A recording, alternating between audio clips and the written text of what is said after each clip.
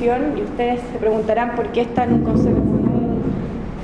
un congreso de antropología cuando pudieron escuchar que todo mi currículum está asociado al área cuantitativa. Es porque el año pasado tuvimos la buena experiencia de trabajar con el departamento de antropología y con el decanato en un estudio sobre las personas en situación de calle, ¿ya?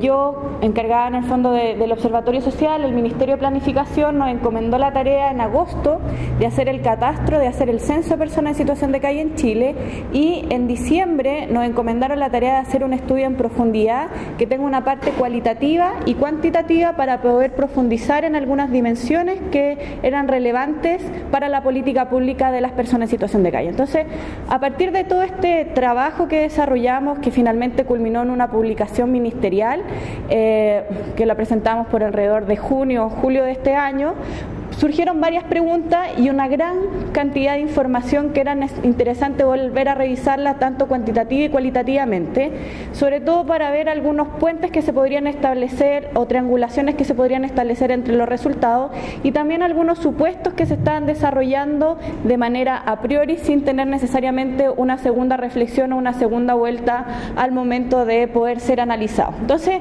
una de las cosas que a mí me dio bastante vuelta era el tema de la movilidad.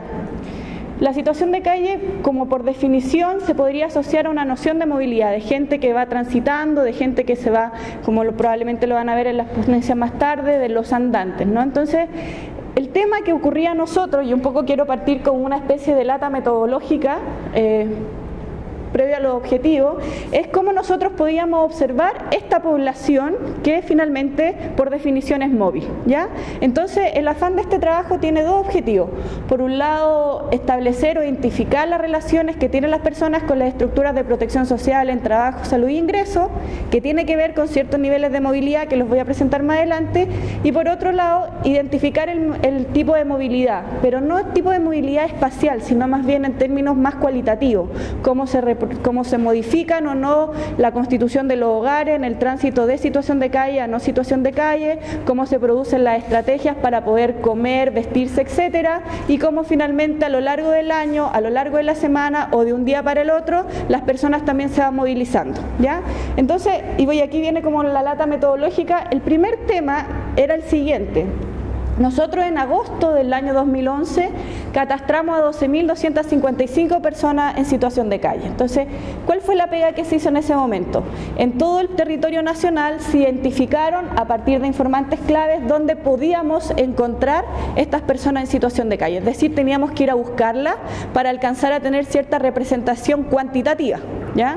Y constatamos que en ese momento y en esas semanas habían 12.255 personas, ¿ya? O sea, con un nivel de condicionamiento sobre la estabilidad de ese número. No sabíamos si es que íbamos 2 semanas después, si íbamos a encontrar el mismo número. Entonces, a fin de año, el desafío que nos plantea el Ministerio es poder sacar una muestra, que es la obsesión cuantitativa que tenemos, ¿no es cierto?, representativa de la población en situación de calle, sabiendo que probablemente esos 12.000 sujetos no son todos, ni nosotros identificamos a toda la población. Entonces, el primer desafío metodológico era cómo, haciéndonos cargo de todas las recomendaciones de los manuales de diseños muestrales, hacíamos una muestra representativa, ¿ya?, cómo le damos aleatoriedad, etcétera, dado que los criterios teóricos en este caso pasan a segundo plano y necesitamos comprobar el error y la confiabilidad de la muestra. Entonces fue en verdad un desafío gigantesco por los siguientes 3 supuestos o las 3 advertencias metodológicas que teníamos. En primer lugar, el cambio de estación. O sea, era muy intuitivo que en agosto, en el fondo, versus diciembre y enero y febrero, donde sí íbamos a hacer la encuesta, iba a haber un cambio de estación importante. Por ejemplo, la disposición de albergues públicos o de algunas fundaciones ya estaban cerradas, entonces algunos lugares donde habíamos encontrado a las personas ya no íbamos a estar. Entonces íbamos a representar ¿qué finalmente? ¿Ya? En segundo lugar, en el censo se constató que había una movilidad estacionaria, es decir, las personas manifestaban que la gente se desplazaba del sur al norte a lo largo del año. Y en tercer lugar, también sabíamos que las personas, por ejemplo en el caso de Punta Arenas, se movían de algunos albergues con techo, como las hospederías residenciales, a la vía pública. Entonces, con estos 3 supuestos que eran bastante intuitivos, no teníamos ninguna forma de representar nada. O sea, era como, no sabemos cómo agarrar esto. Entonces lo que hicimos fue incorporar algunos criterios cualitativos que nos permitieran en el fondo defender la selección muestral. Y lo que hicimos fue nuevamente, en un listado muy ordenado de todos los lugares donde en agosto habíamos encontrado personas en situación de calle, seleccionar aleatoriamente algunos y dentro de ellos ir a identificar todos los nuevos en el fondo personas en situación de calle y seleccionarlo aleatoriamente. Complementado con todo el trabajo cualitativo en el fondo, que fue hacer alrededor de 16 grupos focales, 16 o 26 hay, 26, ¿no? 26 grupos focales y 100 entrevistas en profundidad. Es decir, todo lo que perdíamos, dado los sesgos que teníamos en términos de representatividad cuantitativa, los queríamos cubrir a partir de la riqueza del dato cualitativo, ¿ya? Y por tanto podríamos hacer ciertos puentes en los resultados. Este desafío metodológico es bastante importante porque en el fondo la antropología nos da mucho ancho en términos de resolver frente a ciertos fenómenos que cuantitativamente se llaman como móviles, la posibilidad de observarlos con seriedad y en profundidad. Y a mi juicio, en estas decisiones, donde además nosotros tuvimos la osadía de construir factores de expansión, es decir, hacer que estos 1.375 casos equivaliesen a las 12.255, era asumir un montón de supuestos que la teoría estadística podría botar por abajo. Entonces, de algún modo, si no hubiese sido por la entrada cualitativa que nosotros pudimos obtener, inclusive para leer y revisar los datos que obtuvimos para esto, en el fondo no habría sido posible desarrollar este estudio con las condiciones que tenemos, ¿ya? Y por tanto es muy inédito en términos de cómo abordar poblaciones que los manuales recomiendan o reconocen como móviles, ¿ya? Esa es como una primera obsesión. Ahora, también nosotros necesitábamos empezar a abordar ciertas cosas que estaban a la luz de los resultados del catastro de manera más profunda. Por ejemplo, había una obsesión por parte del Ministerio para identificar cuáles eran las causas, cuáles eran las razones y cuál... Yo estoy súper bien, pero si lo necesitan apagar.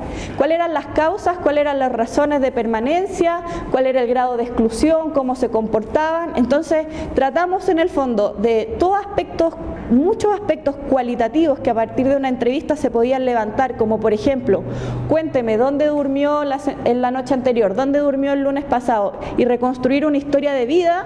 Tuvimos nuevamente la segunda osadía de plantearlo en una encuesta, con categorías cerradas, etcétera. Entonces, los resultados que yo voy a presentar a continuación, en el fondo resumen estos dos esfuerzos, ¿ya? Una pretensión cuantitativa, ¿ya?, de querer abordar ciertas cosas que por definición podríamos ponerlo entre comillas cualitativas, y por otro lado, presentarles también cuáles son los insumos que desde esta experiencia nos van a dar, ¿ya?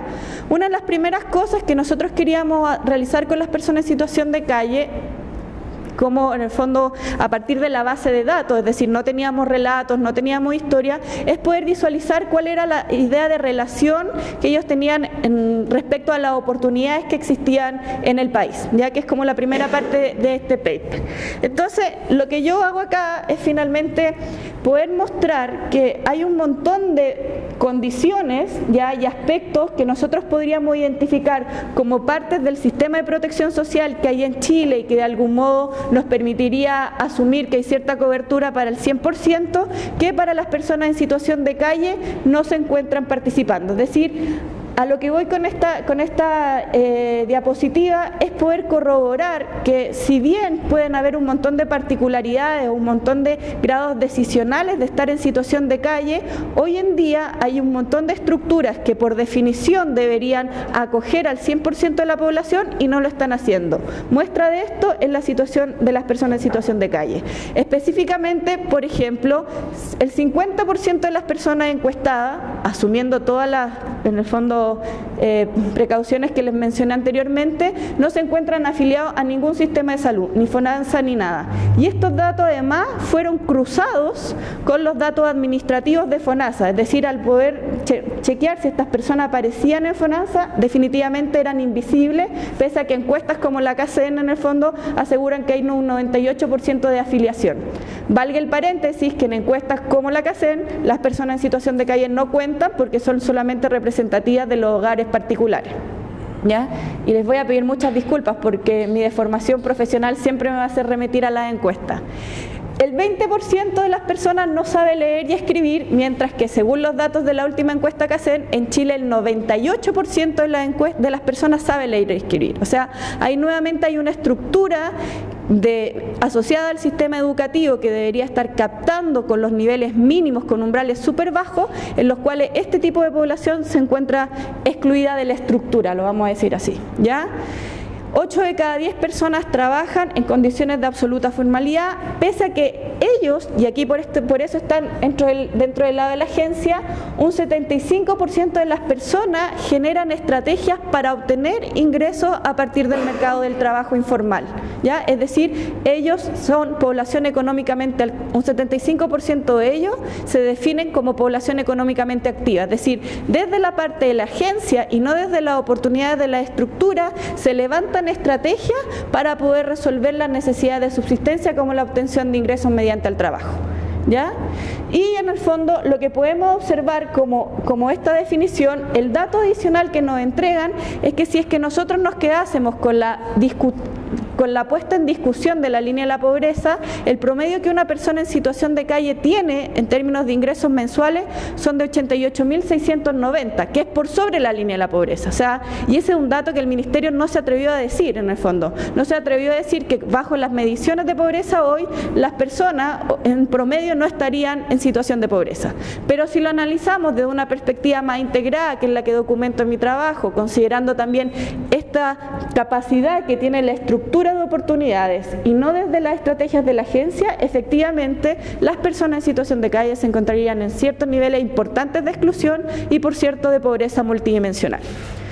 Como nosotros estamos transitando también en la observación del bienestar, ¿cuánto me falta? ¿5 minutos? Ya. Como nosotros estamos transitando además en la observación del bienestar a partir de otras dimensiones, quisimos preguntarle a las personas, cosas que por cierto la antropología lo podría hacer mucho mejor, este indicador clásico de cuán feliz se sienten las personas. Y un 24% de ellos, ya, es decir, 4 de cada 10 personas, nos dijeron que se sentían felices o muy felices, ¿ya? Si ustedes se fijan, hay una ecuación súper clásica en donde se observa que la relación entre ingreso per cápita y la felicidad son inversamente proporcionales, ¿ya? Por ejemplo, en países como Ecuador sucede que la gente se declara muy feliz, ¿ya? Y que por tanto, pese a que tener poco ingreso. Lo que desde la economía muchas veces se llaman expectativas condicionadas. En el fondo tengo ya ciertas cosas suficientes, que dado mi techo de expectativas ya no desearía mucho más. Lo interesante de poder analizarlo en la situación de calle es justamente lo que se va a complementar luego con el análisis de redes, porque las personas nuevamente, así como logran ser capaces de tener ciertas fuentes de ingresos, de ser una población económicamente activa, también logran ciertas filiaciones con otras personas que le hacen sentir una especie de comunidad de pertenencia que a veces es mucho más dispersa y a veces mucho más rica. Entonces, el análisis que pudiésemos hacer, que subyace a esta idea de que un 4% de las personas se encuentran en ciertos niveles de felicidad, no requiere en el fondo la lectura automática que en otros contextos podríamos hacer, ¿ya? Ahora voy a ir un poquito más rápido. Me voy a saltar esto, que es simplemente demostrar, porque cómo cuantitativamente nosotros quisimos medir la historia de vida. Le preguntamos una serie de sucesos que el Ministerio le puso vitales estresantes para poder visualizar en el fondo cuál era la incidencia que tenía cada uno de estos en la vida de las personas. Nuevamente podemos constatar que en la infancia, si ustedes se fijan, problemas económicos importantes y deserción escolar que están asociados a las posibilidades que genera la estructura de oportunidades, ¿ya? Nuevamente pasan a ser aquellos que tienen mayor incidencia dentro de la experiencia de las personas en situación de calle, ¿ya? Junto con otros factores biográficos, pero que para el caso de este estudio no me quise detener. Habiendo en el fondo observado cuál es el lugar y cuál es la relación en el fondo respecto a la posición de exclusión sobre la estructura, quise establecer como 3 nociones de movilidad a partir del aporte de Le Breton. La movilidad estratégica, la movilidad cotidiana y la movilidad filial. La movilidad cotidiana tiene que ver con cómo van resolviendo las necesidades básicas, ¿ya? Que podríamos preguntarle o hacer un seguimiento, un acompañamiento participante, pero en este caso les preguntamos. La movilidad estratégica, es decir, en los lugares en donde se encuentran las personas situadas, y la movilidad filial, es decir, cómo ellos se van movilizando y van constituyendo nuevos núcleos, nuevos hogares en los cuales cuales habitan para ver el antes y el después de la situación de calle. Estos datos fueron extraídos del informe de personas en situación de calle con una segunda lectura. Entonces, en términos de movilidad estratégica, que Le Breton la define como la localización de las personas dentro de determinado espacio, podemos observar lo siguiente, un poco lo que yo la anticipaba dentro de los supuestos primero. Un cuarto de las personas se mueven estacionariamente y se trasladan sobre todo de sur a norte como una especie de búsqueda del calor, por decirlo de manera muy simplista. ¿Quiénes son estas personas? Quienes habitan en vía pública, en hospedería y cambian de diferentes puntos en estación y otro. Como nosotros les preguntamos es ¿dónde pasaste el último verano? ¿Dónde pasaste el último invierno? ¿Dónde pasaste el año nuevo? Etcétera. Cotidianamente, y ahí les voy a presentar cómo nosotros lo preguntamos, un 9% de las personas se cambia entre las semanas, es decir, entre lunes, martes o domingo tienen algún cambio de habitación, que es un porcentaje bastante poquito. Entonces, nosotros podríamos esperar que las personas no se cambian tanto. Y vamos a ver la salvedad de lo errado que puede ser tener esta simple lectura. Y la última noche, es decir, cambiaste el lugar en relación a dónde dormiste en la noche con respecto a la noche anterior, el 11%. Cuando nosotros teníamos este porcentaje de solamente el 9%, lo que ocurría era que toda la hipótesis de movilidad un poco se caía. Al parecer las personas no eran tan móviles como nosotros decíamos. Entonces, ¿qué es lo que nosotros hicimos? Y esto fue un análisis adicional para este trabajo, fue que para cada uno de los lugares que las personas manifestaron lunes, martes, miércoles, jueves, viernes, sábado y domingo, lo cruzamos por las comunas, ¿ya? Entonces, ¿qué es lo que ocurría? Que las personas a lo largo de estos días seguían durmiendo o en hospedería o en vía pública, pero sí había una alta rotación entre las comunas, ¿ya?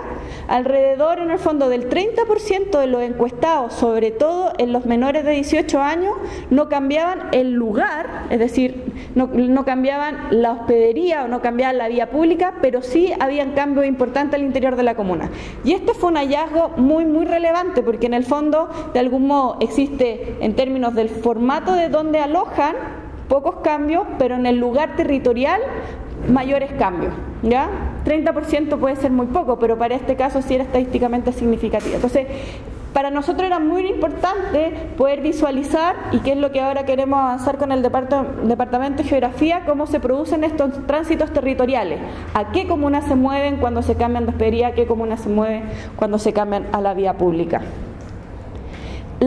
La movilidad filial, y aquí principalmente detenerme, si ustedes se fijan, acá también hicimos un antes y después de la situación de calle, y lo que más me interesa destacar es esto, es decir, el 69% de las personas, antes de reconocerse previos a la situación de calle, vivían con sus familiares, y un 51% pasa a vivir solo, ¿ya?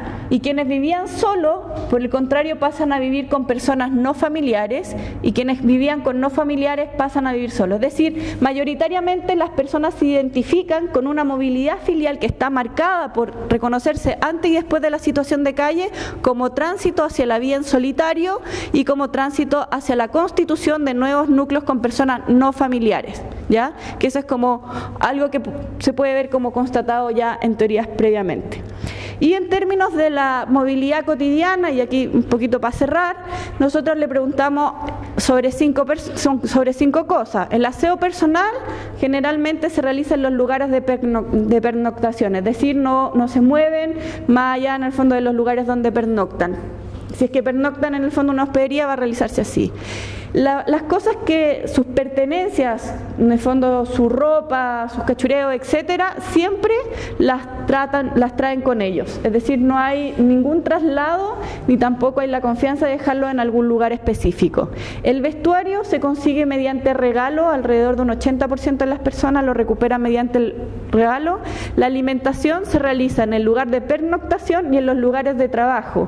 Las personas tienen un promedio de 3 raciones de comida al día. Entonces, y el lugar de trabajo pasa a ser en el fondo la misma comuna de pernoctación generalmente, ¿ya? Ahora, ¿qué es lo interesante de esto? Es nuevamente, si nosotros volvemos a la estructura, hasta el monito de estructura y agencia, ellos generan estrategias para poder resolver sus necesidades básicas que van asociadas en el fondo a partir de lo que nosotros consideraríamos como la posibilidad de una alta movilidad cotidiana, es decir, son capaces de desplegar acciones para resolver necesidades como la alimentación, el vestuario, el aseo o el guardar las cosas, ¿ya? Para cerrar, un par de conclusiones. En el fondo, a la luz de la experiencia, los elementos biográficos, que sería como esto, podrían pasar a constituir causas de la situación de calle, mientras que el desalojo estructural es la condición de la mantención en situación de calle y la exclusión, poniendo en evidencia que en Chile no existe un aseguramiento de las condiciones mínimas de protección social para la totalidad de la población. O sea, el foco desde el cual nosotros estamos mirando es que hay ciertas coberturas que supuestamente están aseguradas para el 100%, y tenemos, a través de los datos administrativos y de los que nosotros recopilamos, datos que finalmente no se pudieron constatar, ¿ya? El tránsito de la situación de calle produce efectivamente una movilidad filial, es decir, las personas modifican su núcleo en el fondo cercano, alrededor de un 75% de ellas. La movilidad cotidiana no se modifica tanto en términos de lugares, más sí entre comunas. En términos de movilidad cotidiana, ya lo pudimos analizar en la última lámina. Para las personas en situación de calle, que esto es uno de los últimos hallazgos, el destino ideal es la casa, pero no una casa típica, sino una casa con las propias reglas. Por tanto, podría ser una casa móvil, ya que es como un hallazgo bastante interesante. Y lo último, que ya es como manera de, yo creo, una de las conclusiones de la experiencia de trabajar con Mideplan, es que la política pública comprende esta situación como un fenómeno para atacar, algo así como una manera escalonada. Si pudiesen ver ese libro, ellos nos presentan como, si tenéis varios eventos trágicos, la sumatoria de ellos, tu destino es la calle, ¿no? Entonces, no más bien como un encadenamiento de sucesos, y ellos también conciben como pasar desde la vía pública por la hospedería y la residencia como una escalada hacia el bienestar, cuando se desconoce en el fondo todas estas estrategias que vienen desde la agencia y que también van asociadas a hacerle frente al deterioro que la calle en el fondo puede otorgar. Y les pido disculpas porque muchas de estas cosas sé que cualitativamente pueden no ser sido mejor abordar. Gracias. Gracias.